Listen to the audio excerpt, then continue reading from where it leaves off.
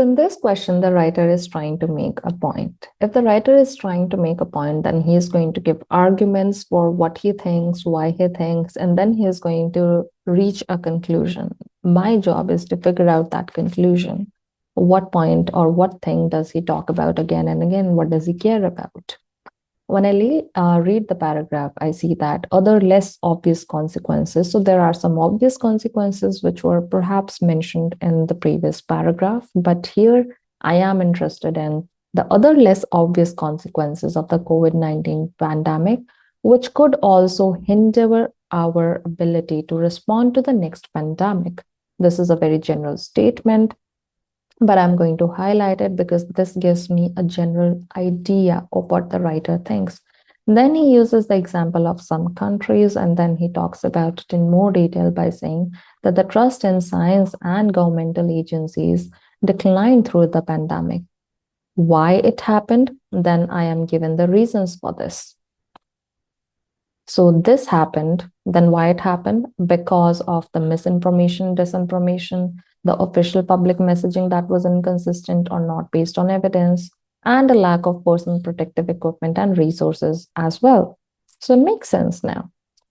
So why this happened? So maybe the writer is talking about details of the reasons. Now, this declining trust, we are again coming back to the trust in science, which has declined through the pandemic. We are again coming back to that topic, and we are saying that it is affecting the uptake of routine vaccinations. First of all, the trust in science and governmental agencies declined. Why it happened? That they have told me about here. Why it happened, the reasons. Then what's happening now? I am reading here. Its present effect. That's what I'm getting here. That the declining trust is already affecting tells me that this is the current effect of this uptake of routine vaccinations, increasing the resurgence of preventable illness such as measles. It makes sense now. And then it could also decrease public engagement in preventive actions during the next pandemic. They have again talked about this idea. It could hinder our ability to respond to the next pandemic. It could become a problem during the next pandemic, which is why I mentioned the present effect, and this is the future problem that could possibly arise. It is the same idea that this writer has mentioned here. So the writer has repeated this idea that I'm seeing.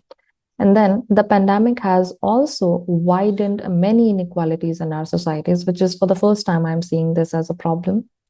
Any pandemic plan needs to tackle these inequalities that they have mentioned just now, or risk worsening them in the process, or make them worse in the process. So here I see a bunch of things. First of all, the writer says that, listen, the less obvious consequences of the COVID-19 pandemic could also hinder our ability to respond to the next pandemic. How? Then the writer goes on to explain all of this in this area, how it could do that. This entire paragraph just discusses that in detail. And then they mention something about social inequalities and how we could risk worsening them in the process. But that is like a one small detail, but most of the paragraph is discussing this only.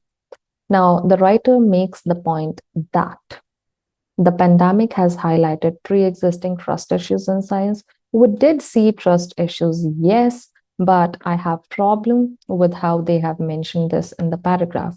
Because if you would notice, the trust issues in science, sure, but it has not highlighted what I would call the pre-existing issues.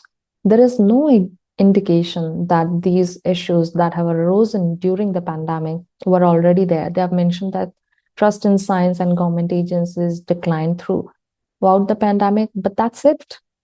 They have not mentioned any other issues that were there. So I don't think answer option A could be right here. Now, let's see. B, if unaddressed, if you do not resolve this, if you do not address this, present issues can influence the future. I very much like this answer option, that if unaddressed, the present issues can affect the future. Then it can influence the future. It can definitely hinder our ability to respond to the next pandemic, which is going to be in the future. So it is going to affect the future. Love this answer option more than answer option A. So I can call my answer option A wrong, at least because I have a better option than A. Then answer option C says the government is not equipped for another pandemic. But here it does not comment on whether or not the government is equipped for another pandemic or not, because equipped for could also mean that well, they don't have enough resources. But here, every problem that is happening here is because of the declining trust, which is not about resources. So they have not talked about this part, which is why C should not be correct. Inequalities in society have remained unresolved. Have they talked about inequalities in society? Yes, absolutely. They have mentioned inequalities in our societies, and they have mentioned that again here. But they have remain unresolved is where I have a problem. Please remember that when you use the term remain unresolved, that means that they were early on unresolved also, and they are now also unresolved. But here I am seeing how these could become worse. We risk worsening them, and how we don't have a plan for these. But the writer is not trying to make that point. This was only a small detail, and the focus is not on how they remain unresolved. Also, only a small detail. We have discussed this again uh, early on in previous questions, but I would like to mention it one more time to you, that whenever you get a gist question like this one, the overall idea, what is the writer trying to do? In other terms, you do not want to choose an answer option which focuses on detail. It's the overall idea that we need to select in order to answer this option correctly, which is why I have divided the paragraph into separate ideas. Which particular part are they discussing? Again and again, it was this topic. It was the reasons for this particular topic.